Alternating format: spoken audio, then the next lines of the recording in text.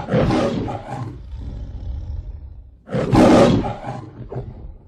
my god.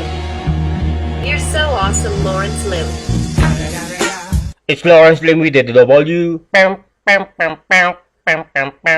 Hello, welcome to my YouTube channel, guys. Today I am going to make a new video, so please whatever. Hello friends, good morning. I am going to make a new video on my YouTube channel, and please subscribe. Please subscribe. Subscribe. Please Subscribe. please subscribe.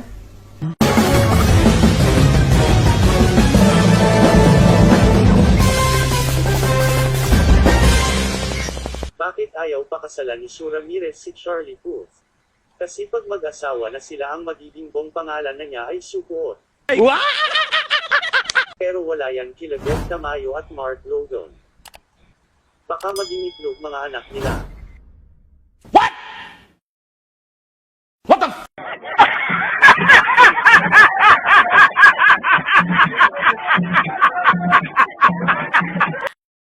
10,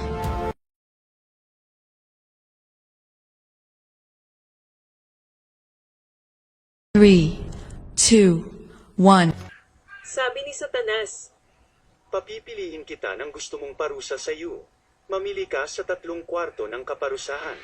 pinuksan ng unang kwarto, isang lalaki ang nakakadena habang unti-unting lumulubog sa dagat ng apoy. Sagot ng lalaki. Ayoko dyan.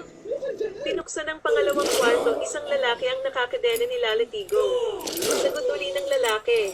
Ayoko rin dyan. Pinuksan ng pangatlong kwarto, isang matandang lalaki nakakadena habang banibijay ng isang magandang babae. Huling sagot ng lalaki. Dyan. Dyan ako dapat. Sabi ni Satanas habang kinalabit ang magandang babae. May kapalit ka na. Subscribe naman kayo sa channel ni Lawrence for more dirty jokes.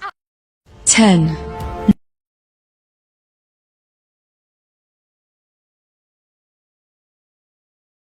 2, 1. Binigyan ako ni Papa ng pera pambayad ng kuryente pero sa halip na ibayad ko, nahikayat akong bumili ng raffle ticket para sa isang brand new car. Umuwi ako at sinabi kay Papa ang nangyari kaya binugbog niya ako. Kinabukasan paggising ni Papa at nung binuksan niya ang pinto, laking gulat niya na may nakaparadang isang brand new car sa labas namin. Lahat kami ay nag-iyakan dahil ang kotseng iyon ay sasakyan ng Meralco para putulan kami ng kuryente. Kaya ayon binugbog ako ulit ni Papa.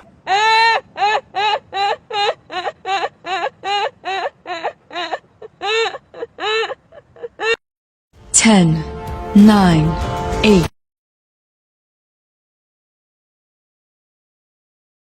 3, 2, 1. May isang manok na ubod ng libog. Sa bukid, lahat tinitira niya. Ang mga baboy, bibe, kambing at pati baka. Hay naku manok, mangisay ka sana sa sobrang libog mo.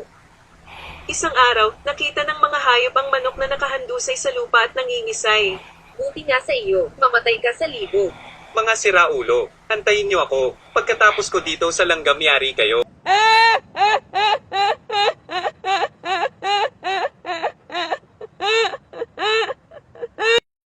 10, 9,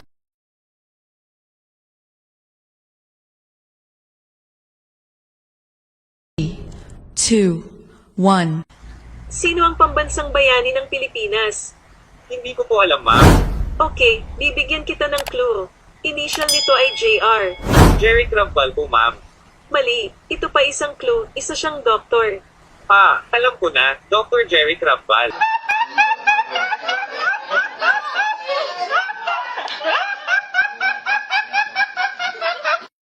Ten,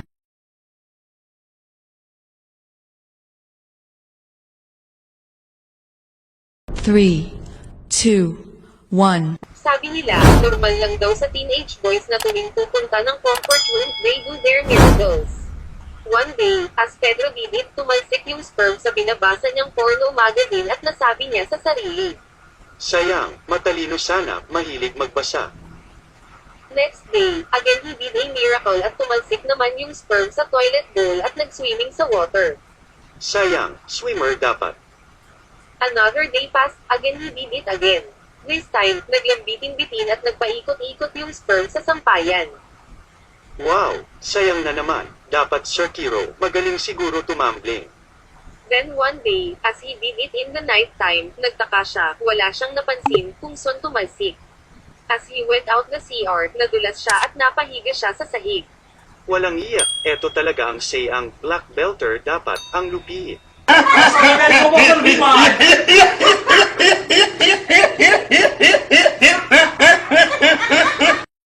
Ten, nine,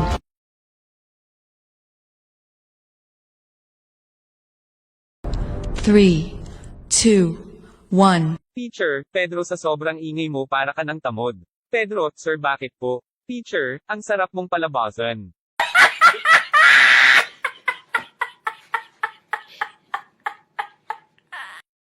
Ten, nine,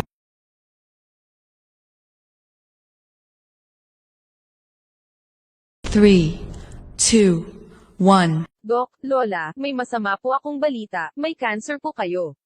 Lola, nako, ano nang gagawin natin yan? Dok, kiki mo po. Lola, aba tarantado, kiki mo rin.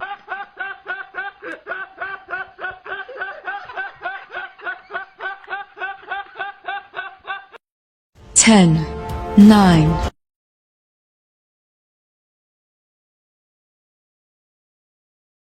three, two, one. Tanong ni Juan, Pedro, nakakain ba yung ilaw?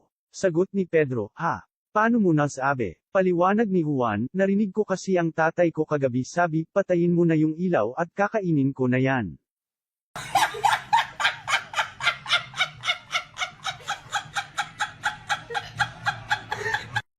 Ten, nine,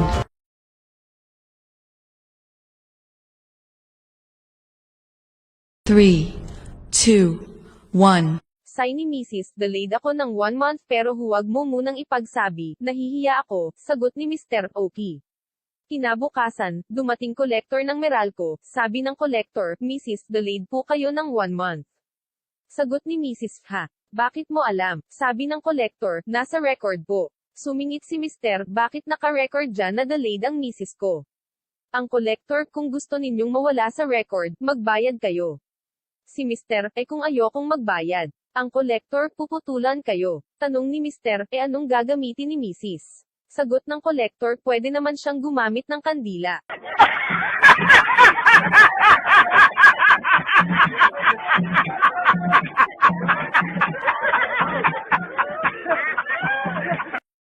Ten, nine,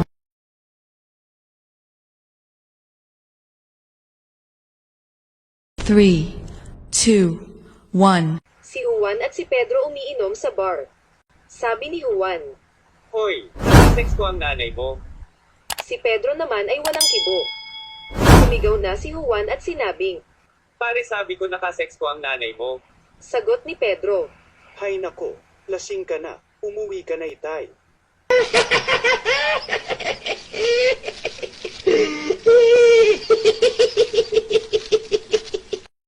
Ten, nine,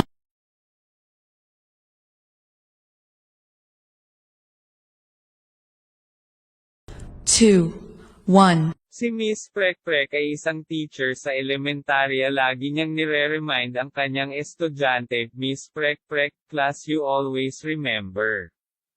Don't forget the letter R in my name.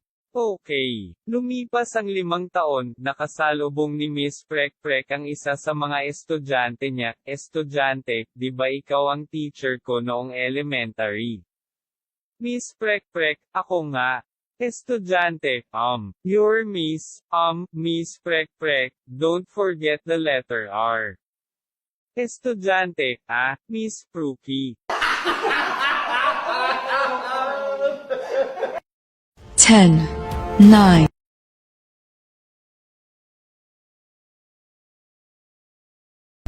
three, 2, 1. Bukas mamamatay ang anak mo sa apoy at bato. Nako, umuwi na tayo anak at mag-ingat tayo, baka pa tayo maaksidente. Kinabukasan, galit na galit ang ina at binalikan ang manghuhula. Sabi mo mamamatay ang anak ko sa apoy at bato, bakit nasagasaan? Huminahon ka, puntahan natin ang lugar ng aksidente. At pinuntahan nga nila ang lugar. Sabi ko na nga ba na mamamatay siya sa apoy at bato? Ano, nakita mong nasagasaan siya tapos sasabihin mong apoy at bato? Tingnan mo nga ang brand sa gulong na nakasagasa, Firestone.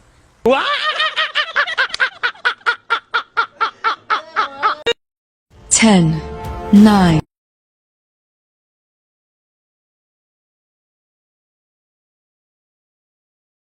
2, 1. Naaalala ko si junior ko. Napakagaling na bata. Biruin mo, sariling sikap lang na nakapag-aral sa Amerika. Ngaon abogado na, sa New York nagtratrabaho. May sarili na siyang law firm doon. Huli kong balita kay Junior, sa sobrang yaman ng anak ko na yan, binigyan lang ng Mercedes-Benz yung isang kaibigan. New York ba ikamo? Doon din yung isang panganay ko eh. Businessman. Graduate ng Yale. Scholar din siya. Ang daming ang negosyo ngayon ng batang iyon. Iba-iba. Kaya ako'y proud na proud dyan sa anak ko na yun eh. Gusto talagang makatulong. Yung isang kaibigan niya nga eh, balita ko binigyan niya ng isang apartment sa Manhattan. Nakakahiya naman pala sa inyo, mga kumpare. Ako kasi pinagbagsakan ng langit at lupa nung nalaman kong angkay sa isa kong lalaki ay nagtoringang bakla. Mangyari hindi lang bakla, kundi napakalanding bakla. Ang day mohong iyon, ang huli kong balita ay nangangaliwa pa yata ang hinayupak ng lintik, dalawa-dalawa pa ang boyfriend. Pareho kasing mayayaman, yung isa binigyan siya ng Mercedes-Benz at yung isa na may binahay siya sa Manhattan.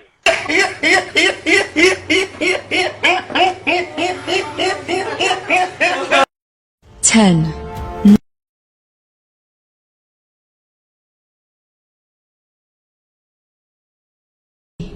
2, 1. Saan binaril si Jose Rizal? Bibigyan kita ng clue at nagsisimula ito sa letrang B. Sa back po ma'am. O sige, pwede rin na ang simula letrang L. Sa likod po ma'am. Hindi pa rin. Para mas madali, RP and initials ng modern name niya. Sa rear part.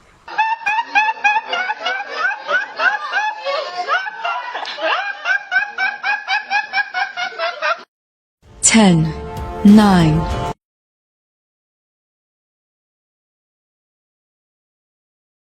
3, 2, 1. Ano ang pinagkaiba ng pakpak sa pekpek? Pag bumukas ang pakpak lilipad ang ibon. Pag bumukas ang pekpek papasok ang ibon.